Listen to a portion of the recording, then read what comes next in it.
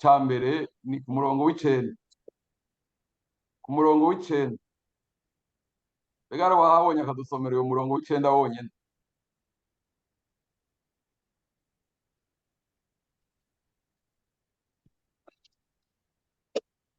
Corinthiens 2 Corinthiens chapitre 1er verset 9.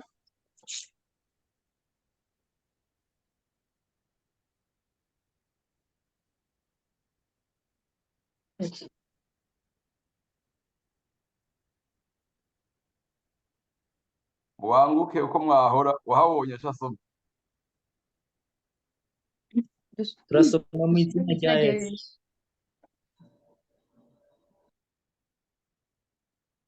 Abikorinto ba kabiri igice ca mbere ku murongo w'icenda aravuga ngo kandi tumenyeshwa mu mitima yuko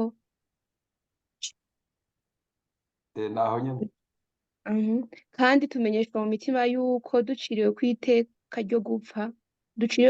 ryo gupfa kugira ngo ntitwiyizigire ubwacu, ariko twizigire Imana izura abapfuye.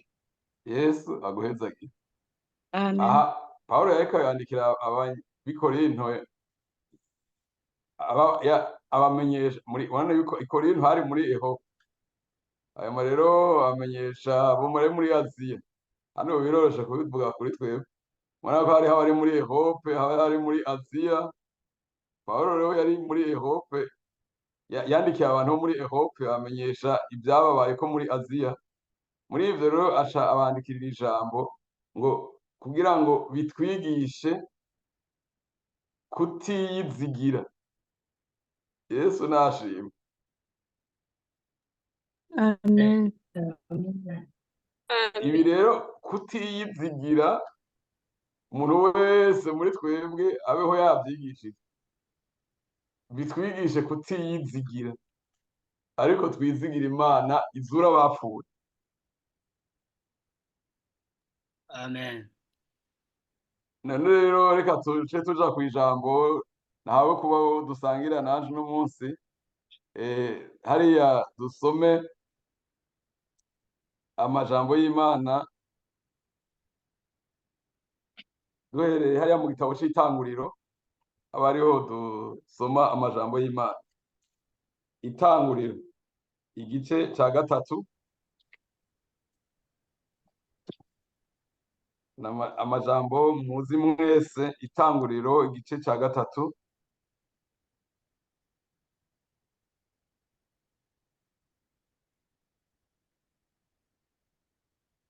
ni hariya kuri kiriya gice kivuga ivy'ingene icaha caje mw'isi. Dusome duherewe n'inkuru muzi mwese, nico gituma tudasoma amajambo maremare, ariko duhere hariya ku murongo wa 14.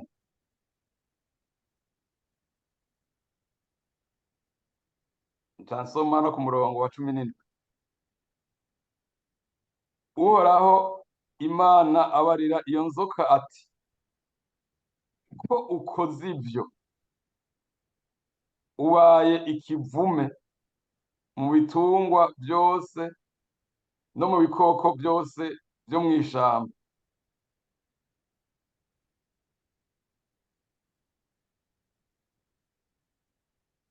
Uzohora ukwega inda hasi, uzorya umukungugu iminsi yose yo kubaho kwawe. Nzoshira urwanko hagati yawe n'uyu mugore, no hagati y'uruvyaro rwawe n'urwiwe. Ruzokumena umutwe, nawe uzorukomeretsa igitsintsiri. Umurongo wa 17. Abarira Adamu nawe ati, ko wumviye umugore wawe ukarya ku giti nari narakubujije kuryako, uzaniye ivu umuvumo. Uzokwama urya ibirivamwo ubiruhiye iminsi yose y'ukubaho kwawe. Reka tugeze aho turushe dusoma hariya muri kiriya cete ca mbere ca Yohana igice ca gatatu ku murongo w'umunani.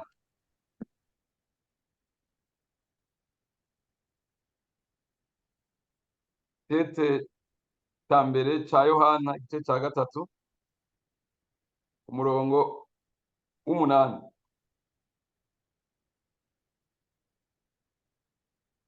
Uwukora ibyaha n'uwande ni uwo wa mugwanitsi. iryo jambo ritagora. Uwukora ibyaha ni uwa Satani. Ndiko nsoma muri ya Bibiliya version nshasha. Uwukora ibyaha ni uwa Satani, kuko uhereye mu ntango Satani yamye akora ibyaha. Icatumye umwana w'Imana ahishuka ngiki, ni ukugira ngo asangangure ibikorwa bya Satani. Yesu nashimwe. Amen. Amen. Ariya Amen. twasomye, ariya majambo twasomye yo mw'itanguriro dusobanurira ingene icyaha cinjiye mw'isi. Igihe Imana yarema ikirema abantu, duhereye hariya mw'itanguriro, yabaremye bameze neza, kandi biboneka yuko igihe Imana yaheza kurema abantu n'ibintu, yari apresiye, yaragira evaluation. Ihejeje kurema ibintu ikabiraba, aho ujya ko umu artiste ahejeje gukora tableau canke umubumvyi ahejeje kubumba ikintu, arapresiye ngene kimeze. Mwarasomye ariya majambo y'ingene Imana yaremye. Icejeje kurema ikasha apresiye, ikavuga ngo ni ciza, haba abantu haba ibintu. Kandi imaze kuvyapresiye ica iranabihezagira.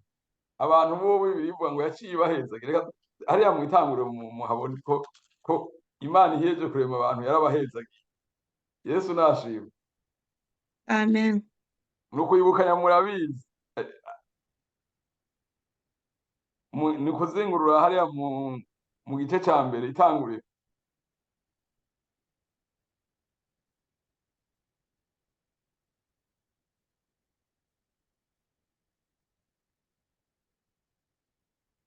Reka dusome ku murongo wa 27 havuga ngo nuko Imana irema umuntu mw'ishusho yayo, mw'ishusho y'Imana niho yamuremye, irema umugabo n'umugore.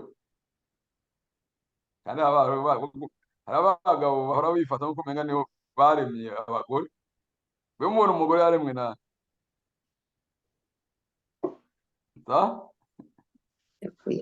N'Imana. N'Imana. Abantu kubera batabazi gusoma Bibiliya bavuga ngo umugore yapfuye mu mugabo, bagashaka bagomba kumumenga ni umugabo nk'umenga umugore yaremwe n'umugabo. Ntiyaremwe n'umugabo. Bibiliya ivuze ko yapfuye mu mugabo, ntibisobanura ko umugabo ari we yaremye umugore. Mugaha urabona ko verse yo itomora.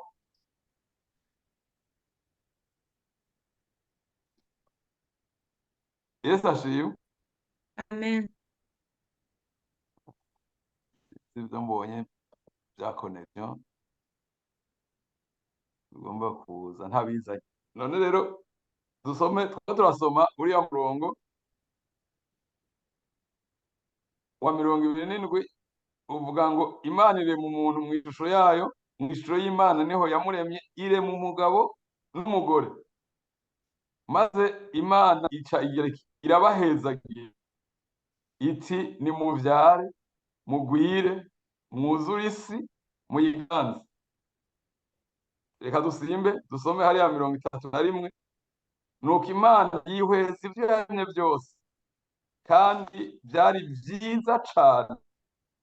Burira hanyuma buraca, uwo munsi ugira gatandatu. Yesu nashimwe. Amen. Amen. Aha iyi mirongo itwereka yuko Imana iremye umuntu yaciye imuhezagira. Ihejeje kumurema, umuntu yamaze kugira ubugingo, yaremye umugabo n'umugore, ica irabahezagira.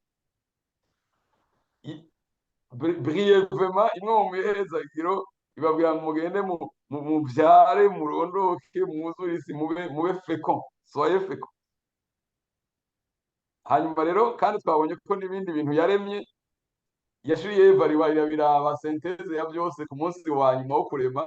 Murazi ko umuntu yaremwe ubwa nyuma, hanyuma rero ihejeje kubirema byose irabikontempla, irabiraba, iranezerwa ngo ica ibona, kandi ivy'Imana ibonye aba ari byo. Yihweza ivyo yaremye byose, ivuga ngo rero ngo byari byiza cane. Hariya rero twasomye mu gice cya gatatu, nagira mvuge ngo hadaciye umwanya munini mugabo ntawuzi aho umwanya uri hagati y'ipaje y'iyi chapitre ya mbere n'irya chapitre ya gatatu, ntawuzi umwanya wahashinge n'umugati, kuko Bibiliya ntawe yavuze. Ntawuzi umwanya uri hagati ya chapitre ya mbere na chapitre ya gatatu. Iyo umuntu ariko arabisoma yo kwibaza ngo ukubikubikira ngo ibintu byabaye instantane, mugabo birashoboka ko hagati hasha imyaka myinshi. Hanyuma rero hariya twasomye rero mu gice cya gatatu, tubona hinjiyemwo muri Bibiliya, niho iri jambo gitangura kwinjirira muri Bibiliya. Ijambo ryabwiwe inzoka, ivuga ngo ubaye ikivume. Kandi twabonye hariya ku murongo wa 17 Imana yikibarira Adamu imubwira yuko kubera yumviye akajya ivy'Imana yari yamubujije, yuko azaniye isi ivu umuvumo. Yesu adufashe. Amen.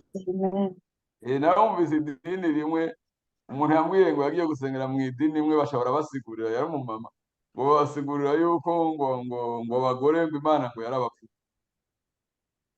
mu idini kweri, kandi hari tuvuga ko ari idini ry'abakirisitu. Aca arabasobanurira yuko ngo kubera ngo icaha ngo cinjiriye ku mugore, ngo none ngo umugore ngo Imana yaramupfuye, ngo nico gituma ngo adakwiye kuvugira ijambo mu ikoraniro, ngo akwiye kunuma gusa. Izo nyigisho rero ntabwo ari zo. Mbe mubonye Imana yaciye ivuma umugore, naho tutasomye ujya murongo wa 16 murasoma. Mbega Imana mbona yaciye ivuma Adamu? Mubonye Imana yavumye inzoka yavumye iryo jambo umuvumo canke ikivume, niho bitangura kwinjirira muri Bibiliya. Ryahawe ibintu bibiri, havumwe inzoka n'ivu. haca havumwa ivu.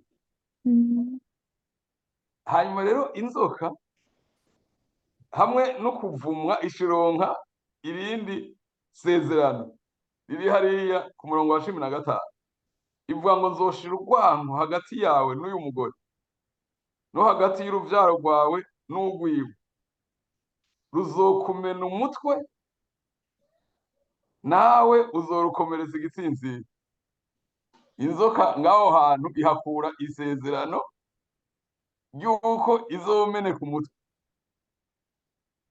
hanyuma umugore nawe ahakura isezerano hamwe ko abantu baca barotena ivyo vyonyene ngo yuko hazokongerezwa imibabaro mu gihe cyo kuvyara. Mugabo ahakura isezerano yuko ukuvyara kwiwe mu ruvyaro rwiwe hazobonekamwo ushobora kumena umutwe w'inzoka. Yesu nashimwe. Amen.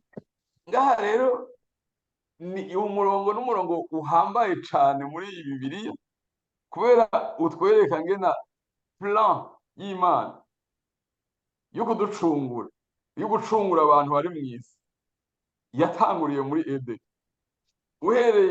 Uhereye igihe abantu bacumuye, Imana ni Imana nziza, ntabwo yaciye ibafuta purudibo, yaciye ahubwo itanga isezerano yuko batazoguma muri iyo esclavage bashizwemo n'iyo nzoka, ikabategeka gukora ivy'Imana yanka, ivyo yababujije.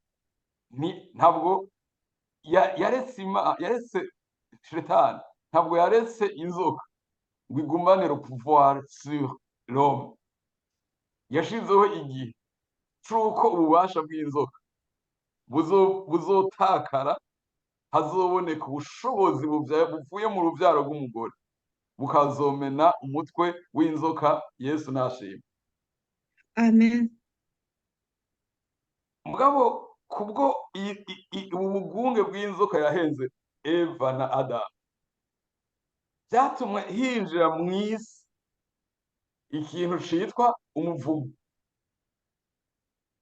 Umuvumo kuko inzoka yaciye ivumwa, kandi abumviye iyi nzoka yavumwe, n'ubu abayumviye baba biyanduje umuvumo uri kuri iyi nzoka, baba basangiye nature nayo. Nico gituma twasomye hariya rero muri Yohana, kiyashetse Yohana yandika ngo ukora icaha wese nuwa wamugwaniza. Ni ukuvuga ukora icaha akumvira irya nzoka yavumwe, aba yamuye ku muvumo w'irya nzoka, bagasangira umuvumo. Kandi uzopfa ari muri ibyo bazosangira ibyago bitekanijwe muri iki gitabo n'iriya nzoka, bazosangira ibyago na Shetani mu muriro. Umuntu yimatanije na Shetani akumvira Shetani, agakora ibyo Shetani amubariye, akumvira iyi nzoka ivumwe, uwo muvumo aca aba affecte nawe, hanyuma rero akazoca arindira igihano kizohabwa à la fin iyi nzoka n'abakoze ibyo yababariye bose. Yesu adutabare cyane. Amen. Rero icyatumye umwana w'Imana ahishuka, murabona ko ngaha muri iki gice umwana w'Imana yari yarasezeranye. Muri iki gice yitwa urubyaro rw'umugore. Umwana w'Imana yari yasezeranye uhereye mu itanguriro ko hazoboneka umwana akomoka mu rubyaro rw'umugore.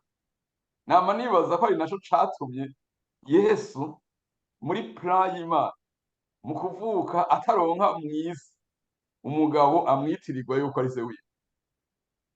Umwana w'umugore, murazi mu Kirundi umwana wa nyina umenga arakengereza. Umwana w'umugore mu ruvyaro rw'umugore ata mugabo abayemwo.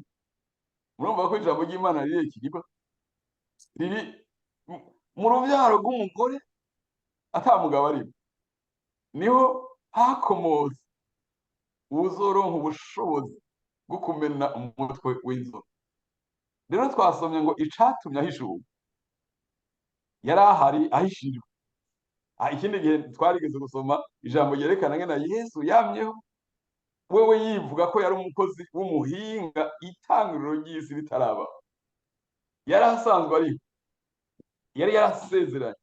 Mugabo icatumye ahishuka agaseruka ni ukugira ngo asangangure ibikorwa vy'umugwaneza. Yesu nashimwe. Amen. Iyi principe rero irakomeye cyane, kandi yiyapurika de manière générale et de manière particulière. Ni ukuvuga iyo umuntu ahishuriwe Yesu, iyo umuntu ahishuriwe Yesu, icatumye Yesu muhishuriwe ni ukugira ngo asangangure ibikorwa vy'umugwaneza muri wewe. Yesu nashimwe. Amen. Muri jewe nta bikorwa vyari mugwaniza vyarimo, nta vyari bihari. Muganda ngomba ndavuge ngo vyari bihari. Uko wavutse kose ibikorwa vy'umugwanizi muri wowe vyari bihari. Hanyuma rero Yesu umuhishuriwe afise la possibilité, le pouvoir, non seulement yo kubikuraho, yo kubifuta, yo kubihanagura, mugabo afise uburenganzira bwo kubisangangura. Amen.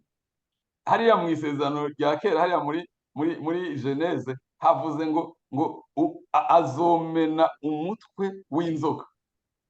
Umutwe w'inzoka, umutwe c'est la tête, umutwe c'est le centre du commandement du péché. Imana idufashe cyane. Amen. Amen. Iyo Yesu mu kuvura ibyaha ntabivurira kuri extremity.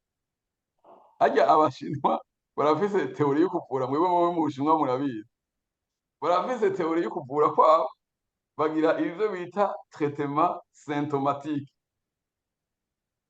Yesu adufashe. Amen. Abaganga baca nk'abari mu Bushinwa mushobora kubimenya. Na traitement symptomatique no baye abashinwa barakora bari efficace mu gutreta symptome z'ingwara.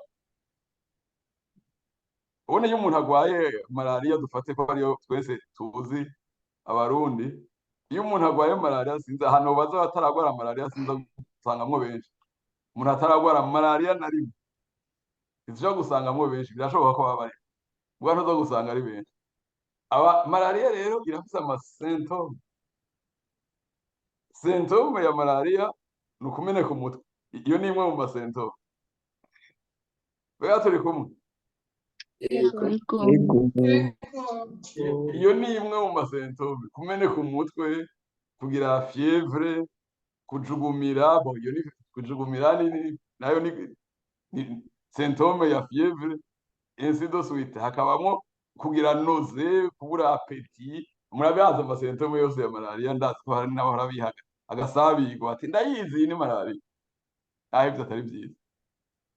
Rero umuntu ashobora guca avura symptome akaja guha paracetamol kugira ngo ntusubire kumeneka umutwe, akaja guha antidouleur, agakora ibintu biza kuviza les symptômes ziri appareil byabonetse. Mugabo Yesu, haleluya, haleluya. Yesu raporo y'icaha canke ibikorwa vy'umugwanizi mu muntu ntabwo agira traitement symptomatique.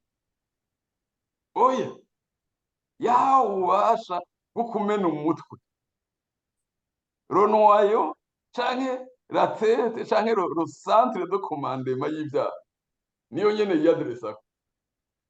Yesu nashimwe. Amen. Nico gituma hariya muri Yohana bakoresheje iyo jambo ryitwa gusangangura, kandi abarundi barabitoye kweli. Mu gifaransa ni détruire, mugabo détruire ntibiri expressive kubera yuko on peut détruire de plusieurs manières.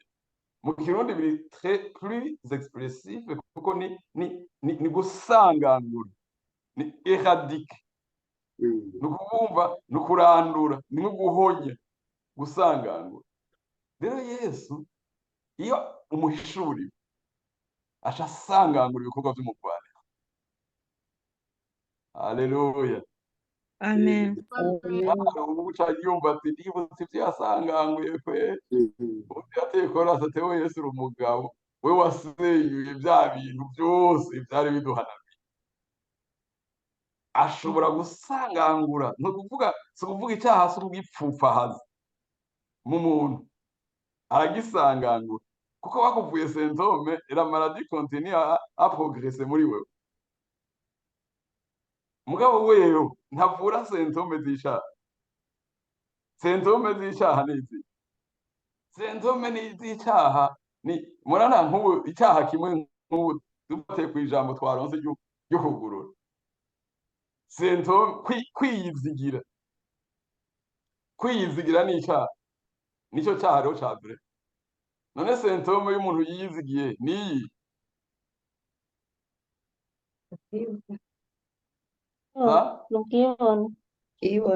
Ubwibone. Yesu akubwire neza. Ubwibone. Rero Yesu umuntu ashobora gusenga umusengere kweri ngo jewe ngurumva ngo nshaka ubwibone bumve. Ubwibone rero bufise source. Ni ukuvuga burafise umuzi, burafise umutwe wabo. Rero ubwibone ni manifestation y'umuntu yiyizigiye canke yiyizigiye les choses matérielles. Umuntu ashobora kwibona yibaza ngo ni umutunzi, umuntu akibaza yibaza ngo ni mwiza, ngo afise ni beauté extraordinaire kubera yibaza yuko kubera yizigiye umubiri we. Yesu adufashe. Amen. Jewe ndi responsable w'ibintu by'amashuri kera cyane. Hanyuma rero nkagenda umunsi umwe umuvyeyi twirukanye umwana wiwe kubera atarishe minerevare yari mu ishuri privé. Aca mbona umwana nawe akaba ari umukizwa yari arongoye groupe biblique y'abanyeshuri mbona trimestre irahera bamwihanganira ya kabiri irahera atari minerval na rimwe kandi bari hakwezi hama nja nkomboka umuvyeyi wiwe ndamukomboka ashize mu biro ambwira ndamubaza ati kubera ko uyu mwana mutamurihira minerval arambwira nyene ubukene hajya bwamyeho n'ubuzokwama aransugurira ko ari ubukene n'ibiki mugabo ashambwira akajambo bari abantu ba mu Kanyosha ashambwira ngo kandi uyu mwana wawe witaba ari umukizwa ngo ntiyobura minerval ngo none ngo ubonye ngene asa ngo ubona yobura minerval ntabwo yari azi ko je ndi umukizwa rero ngo ingorane y'uwo mwana wanje nuko ari umukizwa ngo yaba atari umukizwa ngo ntiyari kubura minerval uravye ngene asa umubiri numva birambabaje umumama ntango rero kumubwira ijambo ry'Imana canamubwira ko nanje ndi umukizwa mbona cera kanye ntabwo yari yiteze ntango rero kumubwira ijambo ry'Imana ndamufasha rero umuntu ashobora kwiyizigira ngene asa akibaza ko arivyo bizomutunga arivyo bizomubeshaho ko ari atubazo ko explore atakaronka ibintu ni symptome yuko uwo muntu atizigiye Imana yuko uwo muntu atarahishurirwa Imana yari Yesu rero ntabwo akura symptome arasanganga amena umutwe w'ibyaha Yesu adufasha Amen. mu bikorwa by'umugwanizi yasanganguye amasaha araheze nagomba mvuge kimwe gusa Yesu dusome hariya Abagalatiya 3 umurongo wa 10 ngo mbanyarose Abagalatiya 3 umurongo wa 10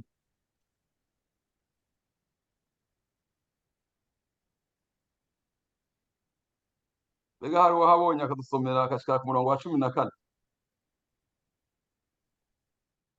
dusome mu izina rya Yesu. Abishimira ibikorwa by'ibyagezwe bose bari no muvumo kuko handitswe ngo azoba uwuvumwe umuntu wese adashigikira ibyanditswe byose mu gitabo cy'ibyagezwe bavyitondere. Biraseruka yuko ata muntu atsindanishirizwa n'ivyagezwe imbere y'Imana kuko handitswe ngo umugororotsi azobeshwaho no kwizera.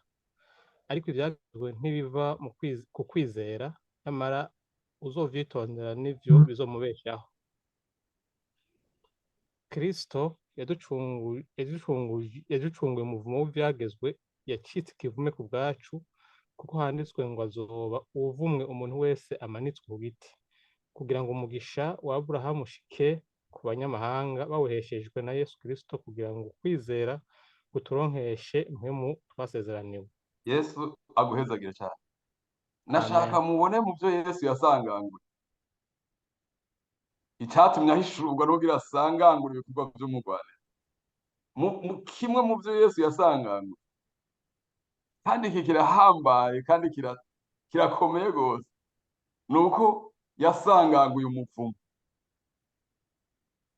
n'ibindi byinshi mugabo mu byo yasanganguye umuvumo wari kuri twebwe Yesu nashimye Amen. yarawusanganguye ntabwo yawugabanije oya yarawusanganguye musome beni haleluya Amen. uriya yandike bagiye kuzavuza ati Mana data wa twese uyu mwana se w'umwami wacu Yesu Kristo iragahezagiye kubera yaduhezagiye imihezagiro yose y'imwemu muri Kristo Yesu nashimye Amen. umuvumo rero ni kimwe mu byo yasanganguye kandi uwo muvumo murabona ko ngaha handitse ngo yahindutse ikivume à notre place kubera ni twebwe twari bivume twahora turi bivume ni twebwe rero twatezwa kubambwa hanyuma rero araducungura ahinduka ikivume bica bishoboka rero ikintu extraordinaire kuri twebwe abanyamahanga ho na kabiri kuko ntabwo twarimwo mugabo ngo kugira umugisha wa Aburahamu. Haleluya. Haleluya. Kugira umugisha bikunde ko umugisha hariho izona par rapport y'umugisha wa Aburahamu ku banyamahanga. Ni Yesu yakuyeho izona bituma umugisha wa Aburahamu ushika ku banyamahanga. Kubera yasanganguye ibikorwa by'umugwanizi byadushira mu muvumo gute. Kubera ibikorwa by'umugwanizi ni ibyaha kandi twarabikoze kwera. Ivyo vyaha rero umuvumo wo ni ikintu gikomeye cyane kubera ni transgénérationnel. La malédiction c'est quelque chose de transgénérationnel. Umuntu akoze ibyaha ni wa mugwanizi. Ivyo vyaha rero aca yandura umuvumo wa mugwanizi. Hanyuma rero uwo muvumo ni transmissible aux héritiers. Ku bana, ku buzukuru, kubuzukuruza jusqu'à la 4e génération. Niko birivuga. Jusqu'à la 4e génération. Naho wewe wovuga uti je nakoze bikeya. Ivyo so yakoze navyo bingana gute na mama. Na sokuru, na sokuruza bingana gute. Ko ivyo vyose ça se cumule, ça se combine, ni transgénérationnel. Aha reka dusome très rapidement hariya mu gusubira mu byageze. Igice cya 29 kugira tunyaruze. Deutéronome 29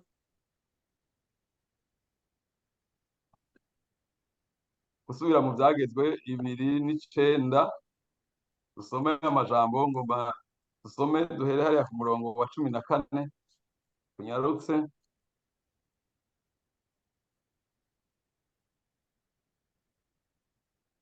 Hariya ku mutwe w'amajambo handitse ngo uhoraho yongera gukomeza isezerano n'Abisirayeli. Tuzinga urupapuro dusome hariya kuri 14 havuga ngo kandi si mwebwe mwenyene dusezeranira isezerano n'iyi ndahiro. Ariko abwira abari présent, abari vivant, abari hico gihe. Si mwebwe mwenyene dusezerana ibisezerano n'iyi ndahiro, ariko ndarisezerana n'abahagararanye natwe uyu munsi imbere y'Uhoraho Imana yacu, hamwe n'abatari hano uyu munsi. Mbega ibi ntibitangaje? Isezerano risezeranwa rigafata abari ngaho uwo munsi n'abatahari. N'abatahari kwe n'abatari ngaho uwo munsi iryo sezerano rizobafata. N'abataravuka rizobafata. Iyi sezerano basezeranye n'Uhoraho. Arerekana motivation contexte. Murazi iyo basezerana amasezerano cyangwa iyo bagira amategeko, muramubona hajya iyo bagomba umuntu banditse ngo vira constitution bavyita préambule. Donc motivation aho bamotiva igituma iyo ngingo ifasha. Ngaha rero ku murongo wa 16 tavuga ngo murazi ko twaba mu gihugu ca Egiputa n'ingene twaciye hagati mu mahanga atandi vi kandi mwabonye ibizira bakunda n'ibigirwamana byabo by'ibiti n'amabuye n'ifeza n'izahabu byari muri mwebwe. Isezerano ni commandement nire. Muri mwebwe ntihazogire ukura umutima kuhoraho Imana yacu ngo aje gusaba imana z'ayo mahanga, ari umugabo, umugore canke inzu canke umuryango, kugira ngo muri mwebwe ntihazobe umuzi uzana ibamba n'umururazi. 19 niwo murongo nshaka mubone rero. Ntihazogire uwumva amajambo, uwumva umuntu atari ahari n'uwo munsi mugabo azokumva aya majambo nk'uko turiko turayumva, nk'uko twayumvise, nk'uko twayasomye. Ntihaze hagire uwumva amajambo y'uwo muvumo ngo yihende mu mutima wiwe ati nzoba amahoro naho mpfa uko ngenze. Ivyo vyoba ari kurandurana ibitotahaye n'ivyumva. Uhoraho ntazokwemera kumuharira, ariko ishavu ryiwe n'ishari ryiwe bizopfunduka nk'umwotsi kuri uwo muntu. Imivumo ingahe yose yanditswe muri iki gitabo imurundaneko, kandi uhoraho azozimanganya izina ryiwe munsi y'ijuru. Imana idutabare cyane. Amen. Ntihagire uwihenda rero, ntihazogire uwumva amajambo y'uwo muvumo ngo yihende mu mutima wiwe, ngo yibaze ngo nzuba amahoro naho mpfa uko ngenze. Harimo ni ikintu gihambaye cyane. Umuntu avuga ngo naho mpfa uko ngenze, umuntu wese yumvise amajambo yo muri iki gitabo akavuga ati nta probleme, mpfa uko ngenze muga nzuba amahoro, ntaze yihenze. Ntihagire uzokwihenda mu mutima ngo bizoshoboka. Ntibizoshoboka yuko umuntu apfa uko agenze hanyuma ngo abe amahoro. Imana ishibwa rero ngo nzozana imivumo yo muri iki gitabo imurundaneko, imivumo yose yo muri iki gitabo imurundaneko. Hanyuma bisobanurwa gute? Ni ukuvuga yuko twebwe tukiri mu isi, tutarakiza, imivumo yose yo muri iki gitabo yari irundanye kuri twebwe, ariko Yesu umwana w'Imana, haleluya, yadukuye ko umuvumo w'ibyageze, adushira muri predisposition yo kurindira umugisha wa Aburahamu. Iyo operation nta muntu n'umwe yari gushobora kuyikora. Abamarayika barayitinya, n'ibinyabugingo byaragize ubwoba, nta n'umwe yabonetse yashoboye gukora iyi operation, kuko ari operation dangereuse, mortelle, difficile, qui devait emporter ubugingo bwiwe. Hanyuma Yesu ashareme kugira ngo bishoboke umuvumo utuveko. Imivumo yose yanditse muri iki gitabo yari irundanye kuri twebwe. Ifatiye kuki? Ifatiye ku byo twakoze by'ibyaha, canke ibyo abavyeyi bakoze, canke ibyo abasokuru bawe bakoze, canke basokuruza jusqu'à la 4e génération. Imivumo yose ikurikirana ivyo bintu bakoze yari irundanye kuri wewe.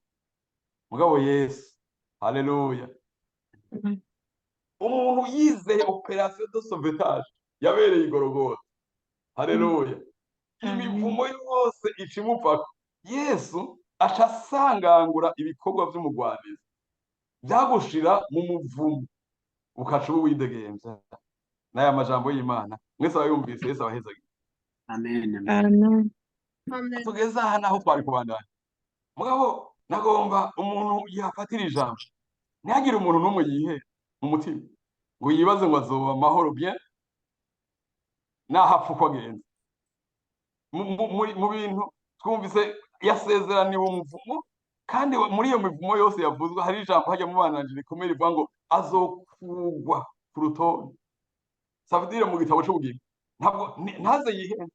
Nta muntu agenda uko agombye, apfa uko agenze, yarumvise amajambo yo muri Bibiliya, azoshika mu ijuru. Nta n'umwe azoguma kuri liste y'abariko baraja mu ijuru. Nta naho muri liste y'ibitabo byo mu ishengero byo kwisi woguma wanditse. Mu gitabo cy'ubugingo uba wavuye, uvuze ngo uzogenda upfa uko ugenze, cyangwa ugende urongowe n'ivyiyumviro byawe byonyine, ugende uko uvyumva wewe. Ndabikora uko mvyumva, niko abantu bakunda kuvuga. Niba ubikora uko uvyumva gusa, utumva ico mpwema abwira ishengero, utumva ico mpwemu aravuga, ukaba mubikora ibintu byose uko uvyumva, ntuze wihende ngo uzoba amahoro. Ntuze wihende ngo uzogerera isi yose, naho woririmba, naho wogira gute, nimba ugenda uko wigombe. Umuntu akiba, umuntu agasambana, umuntu akabesha, umuntu akagendera mu byaha byose, kandi akakibaza ngo azoba amahoro. Ntibizoshoboka. Umuntu apfa uko agenze, ntibizoshoboka kwagira mu gihugu cyo mu ijuru. N'aya majambo y'Imana, reka umuntu yisuzume, ibindi muhemu abishishikara, ashishikare igikorwa. Umuntu ntihagire n'umwe apfa uko agenze. Tugende nk'uko bibereye abera. Yesu ariteguye n'uno munsi gusangangura ibikorwa by'umugwaneza muri wewe, uhishuriwe ko ariko aravuga, uhishuriwe ko ari wavuze n'ubu ibikorwa by'umugwanizi yobisangangura muri wewe. Ibya kera n'ibyavuga, ivy'umugwanizi yubatse mu vyiyumviro, arakonsuliza de pensées nocive, mu vyiyumviro de pensées zo kutizera, agukonvenka yuko utazopfugiye mu ijuru, utazovaho, agukonvenka ko utarakizwa, agukonvenka ko bidashoboka ko ukizwa. Ivyo ni ibikorwa vy'umugwanizi. Icatuma umwana w'Imana yishuka no gusanga ngo ibikorwa vy'umugwanizi. N'aya majambo y'Imana mwese abayumvise wese abahezagire. Reka duhe kaze umukozi w'Imana abasenge nire yumva ati hari aho nagenze ko napfuye uko ngenze, kiriya gihe napfuye uko ngenze, kiriya gihe numviye ijwi rimeze nka rya rindi Eva yumvira,